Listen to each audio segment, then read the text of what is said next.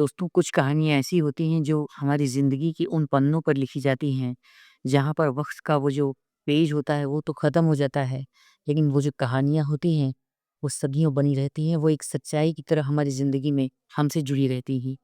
दोस्तों आज एक ऐसी ही सच्ची घटना, आज एक ऐसी ही दिल छू लेने वाली स्टोरी आपको कवर पेज पर सुनाने वाले हैं, जो आपको भी ये सोचने पर मजबूर कर देगी कि क्या हमारा सनातन धर्म क्या वास्तव में इस सारी सच्चाई को सही कहता है या ये कपोल कल्पित घटना है। कई तरीके की सच्चाइयाँ हमारे सामने निकल कर आती हैं और आज एक ऐसी ही सच्ची घटना पुनर्जन्म से निकल कर आई है, जो आपको सोचने पर मजबूर कर देगी, आप हैरान और परेशान हो जाएँगे। पूरी घटना के लिए हमारी वीडियो के अंत तक बने रहें। दोस्तों ये पूरी सच्ची घटना है उत्तर प्रदेश के एक ज़िला गोरखपुर से। दोस्तों उत्तर प्रदेश का एक ज़िला है गोरखपुर और एक गोरखपुर से इस शहर से होते हुए एक पिता अपनी बेटी को लेकर उत्तर प्रदेश के लखनऊ जा रहा था। रास्ते में एक शहर पड़ता है जिसे बलरामपुर के नाम से जाना जाता है। 12-13 साल की ये बच्ची अपने पिता के साथ एक पब्लिक ट्रांसपोर्ट में जा रही थी।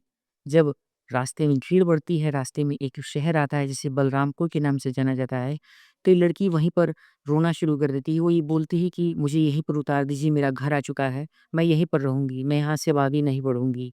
लेकिन उसके पिता जो होते हैं वो उसे बार-बार ये कहते हैं कि बेटी हमारा घर यहाँ नहीं है, हम लखनऊ में रहते हैं, ये बलरामपुर है और तुम इस तरीके की बातें क्यों कर रही हो? इस तरीके से पिता अपनी बेटी को बहुत समझाते हैं, लेकिन वो बेटी मानने को ही तैयार नहीं थी। बार-बार वो वहीं पर रुकने की, वहीं पर उतरने की ज़िद कर रही थी और जब उसके पिता नहीं रुकते हैं तो वो बेटी रोने लगती है, चीखने-चिल्लाने लगती है। पिता अपनी बेटी को समझाते हैं और सारे जो पैसेंजर्स थे उनको दिक्कत हो रही थी।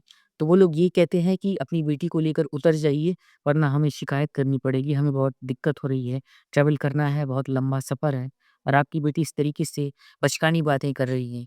सबकी तरफ से शिकायत मिलने के बाद उस पिता को अपनी बेटी को लेकर उसी बलरामपुर के एक रोड पर उतर जाना पड़ता है। उसके बाद जब वो बेटी और वो पिता ज़बरन उस बलरामपुर की उस सड़क पर उतर जाते हैं, तो उसके बाद क्या होता है, इस पूरी घटना में हम आपको सिलसिलेवार तरीके से बताने वाले हैं। दोस्तों, ये घटना घटी है उत्तर प्रदेश के बलरामपुर के पास के एक गाँव, जिसे बलरामपुर के नाम से जाना जाता है। दोस्तों, इस बलरामपुर की गाँव में एक व्यक्ति रहा करता था जिसका नाम था कमल चौधरी। कमल चौधरी जब अपनी पत्नी के साथ अपनी ज़िंदगी गुज़ार रहा था, तो वक़्त रहते उसे एक बेटी होती है। इस बेटी का नाम बहुत खूबसूरत रखा जाता है। ये बेटी बहुत दिखने में खूबसूरत थी, लेकिन बदकिस्मती से जब इसकी बेटी का जन्म होता है, तो इसकी पत्नी गुज़र जाती है, उसका मौत हो जाता है। इसके बाद ये जो कमल चौधरी थे, इनके एक बड़े भाई थे, वो इस बेटी को बहुत लाड-प्यार से पालते हैं, उसे बड़ा करते हैं। ये बेटी भी धीरे-धीरे करके बड़ी होना शुरू हो जाती है। तो दोस्तों ये जो कमल चौधरी थे, इनके भाई इनके साथ रहकर इनके साथ ज़िंदगी गुज़ार रहे थे। कमल चौधरी की जो बड़ी भाभी थी, वो पुष्पा नाम की इस खूबसूरत सी बच्ची की देखभाल कर रही थी, परवरिश कर रही थी। सब लोग बहुत हँसी-खुशी के साथ रह रहे थे। दोस्तों इसके बाद होता यूँ है कि एक रोज़ कमल चौधरी अपने खेत में जाकर खुदाई कर रहा होता है, खेती का काम कर रहा होता है। उसके बाद जब वो खुदाई करने के लिए फावड़ा चला रहा होता है, तो अचानक से उसके फावड़े से कुछ आवाज़ आती है। उसका फावड़ा ज़मीन में धँस जाता है, जहाँ पर वो हाथ से हटाकर देखता है तो उसे कुछ मटके मिलते हैं। दरअसल ये मटके जो थे वो सोने के मटके थे जो एक गड्ढे में दबा कर रखे हुए थे। जब इस तरीके से वो खेत में अपने ही खेत में एक सोने का मटका दबा हुआ दिखता है तो बहुत खुश हो जाता है। इस तरीके से खजाना मिलना बहुत बड़ी बात होती है। इसके बाद वो क्या करता है कि चुपचाप उस सारे खजाने को दबा देता है और दबाकर चुपचाप वहाँ से अपने घर लौट आता है। कमल चौधरी अपने घर पर आकर अपने बड़े भाई से ये कहता है कि भैया मुझे आज मेरे खेत पर बहुत सारा खजाना मिला है, उसे मैंने मिट्टी में दबा लिया है और अब हमारी ज़िंदगी बदल जाएगी, हमारी गरीबी दूर हो जाएगी। जब इस तरीके से कई सारी बातें वो कमल चौधरी अपने बड़े भाई से कहता है, तो बड़ा भाई और कमल दोनों बहुत खुश होते हैं। वो लोग ये सोचते हैं कि अब ज़िंदगी बदल जाएगी, जो बेटी है घर में बेटी की शादी बड़े धूमधाम से हो जाएगी, बेटी जवान हो रही है। ऐसा सोचकर ये लोग उसी रात को अपने घर से निकलते हैं और जाकर उस खेत में जहाँ पर इसने मिट्टी में उस सोने को दबाया हुआ था, उसे निकालना शुरू कर देते हैं। दोस्तों जब ये लोग सोने की खुदाई करने के बाद उस सोने को लेकर अपने घर पर आ रहे होते हैं, तो खेत के पास ही एक दूसरे मचान पर एक व्यक्ति सोया होता है। वो भी इस सारे माजरे को चुपचाप बड़े ध्यान से देख रहा होता है, लेकिन वो उस समय कुछ नहीं कहता है। इधर जब दोनों भाई मिलकर उस सारे खजाने को लेकर घर पर आ जाते हैं, तो घर पर आने के बाद घर पर दोनों की पत्नियाँ बहुत खुश होती हैं। उसके बाद बातचीत होनी शुरू होती है और इधर दोनों अपनी ज़िंदगी के नए-नए सपने बुनने लग जाते हैं, सोना घर में ही होता है।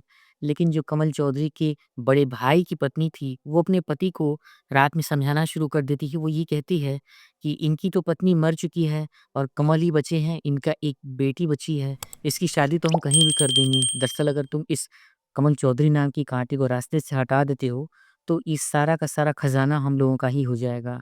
ऐसा सोचकर वो अपने पति को खूब सारा समझाती है, जिसका असर भी उस बड़े भाई पर पड़ता है और वो ये सोचता है कि क्यों ना हो कि अपने एक छोटे भाई कमल को रास्ते से हटा दिया जाए और ये सारा का सारा खजाना, ये घर और सारे खेत खलिहान सब मेरे नाम पर हो जाएंगे, सब कुछ मुझे मिल जाएगा। दोस्तों, ऐसा सोचकर 1-2 दिन जब गुजर जाते हैं और सोने के बंटवारे की बात आती है, तो घर में बड़ा भाई ही अपनी पत्नी के साथ मिलकर कमल चौधरी नाम के इस कांटे के, जो कि उसका छोटा भाई था, उसका सगा भाई था, उसे जान से मार देते हैं।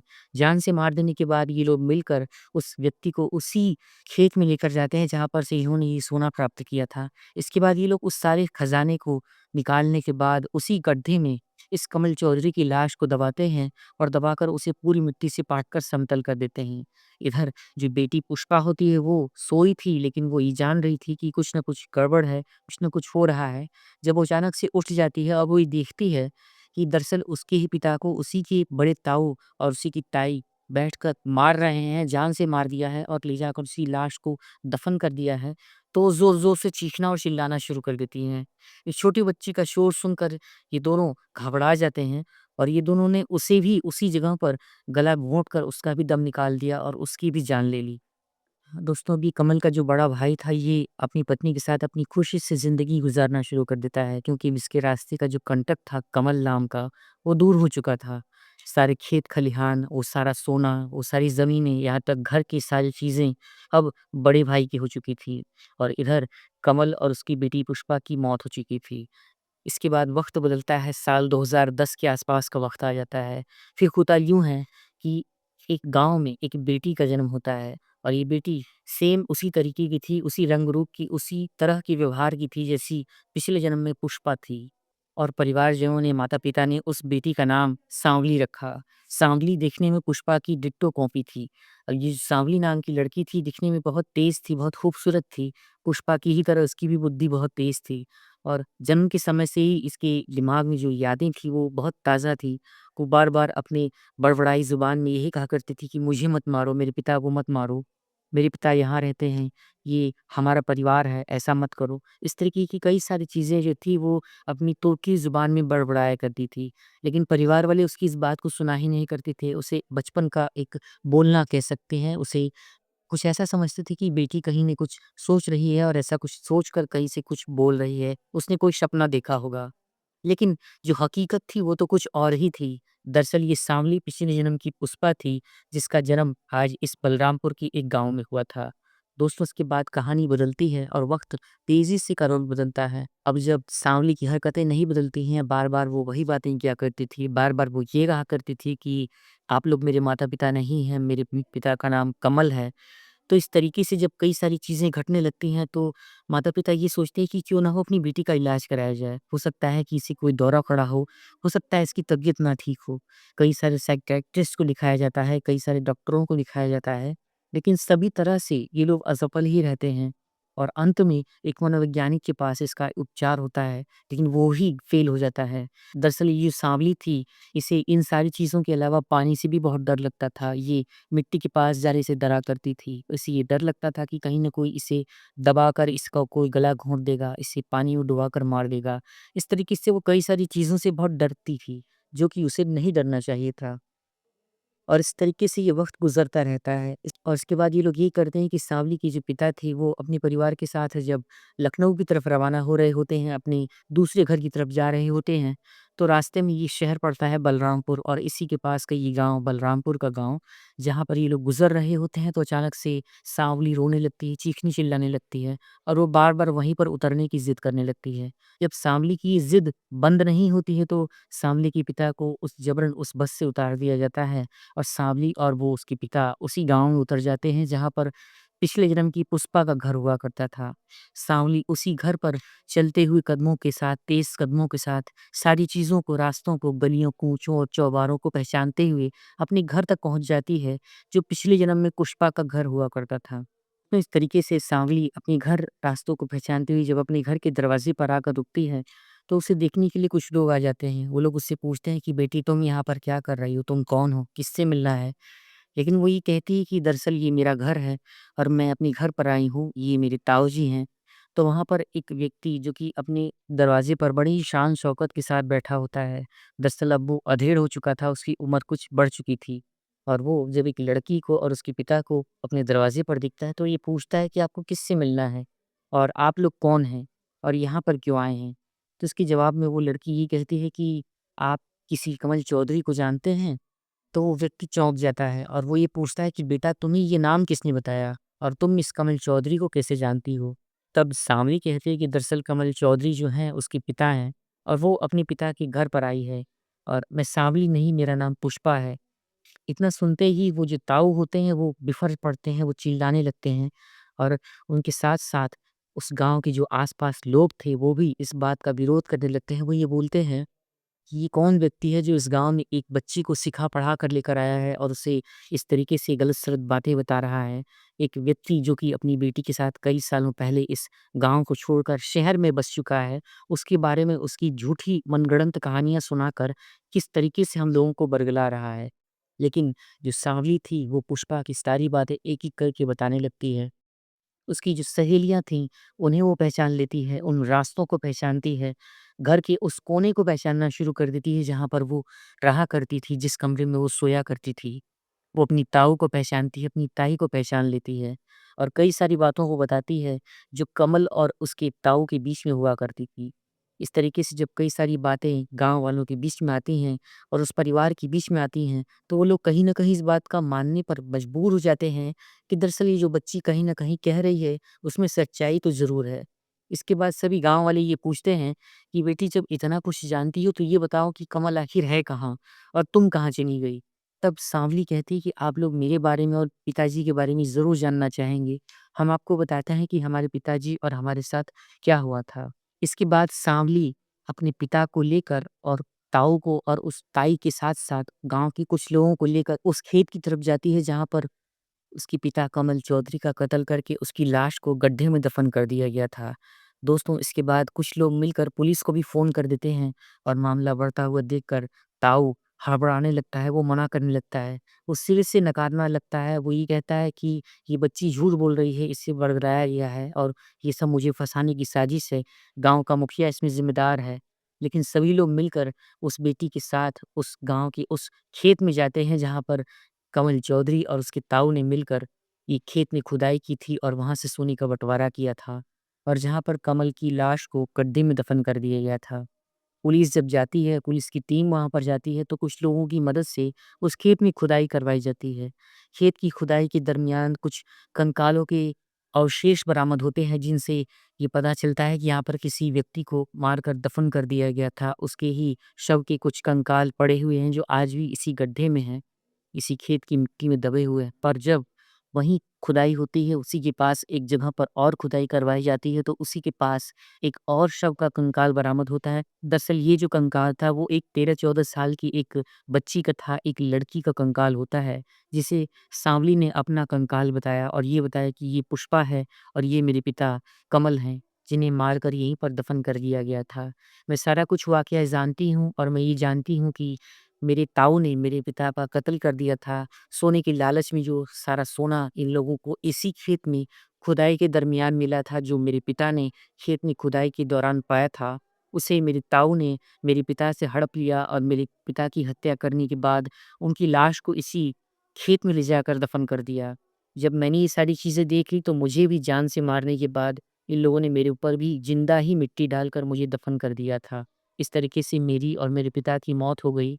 और आज मैं जानती हूँ कि ये जो सारा सोना है, वो मेरे ताऊ खर्च कर चुके हैं। इनने कितनी सारी शान-शौकत, गाड़ियाँ, दरवाजे पर 3-3 4-4 ट्रैक्टर जो इन्होंने लगाए हुए हैं, वो सारा कुछ उन्होंने उसी सोने से पैसे से प्राप्त किया हुआ है। उसी सोने से इनकी इतनी सारी शान-शौकत हो गई है।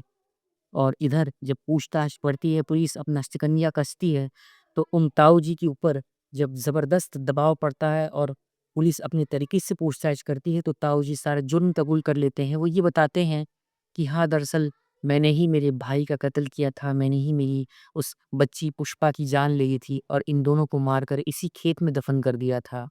दोस्तों इसके बाद जब बारी आती है कानूनी प्रक्रिया की, कानूनी न्याय की, तो उस शव के कंकाल की डीएनए जाँच करवाई जाती है, उस बच्ची के शव की डीएनए जाँच करवाई जाती है। उन दोनों कंकालों का जब डीएनए मिलवाया जाता है, तो करिश्माई रूप से वो दोनों कंकालों के डीएनए सेम मैच करते हैं और इन दोनों कंकालों की डीएनए की जाँच जब कमल के बड़े भाई यानी उस्ताव से करवाई जाती है, तो उस्ताव का कंकाल भी इस कमल चौधरी की कंकाल से मैच कर जाता है। जिससे ये सिद्ध हो जाता है कि दरअसल इसी व्यक्ति ने अपने ही छोटे भाई की, अपने ही उस बच्ची की, भतीजी की जान ले ली और जान लेकर इन दोनों को गड्ढे में दफन कर दिया। ये सारी शान-ओ-शौकत जो इसने इकट्ठा की थी, वो उसी पाए गए सोने के मटके से की थी और ये सारे खेत-खलिहान, दरवाज़े पर जो ट्रैक्टर और शान-ओ-शौकत हैं, वो सारा कुछ अपने भाई की जान लेकर और उनकी संपत्ति को अपने कब्ज़े में करने के बाद बनाई गई थी।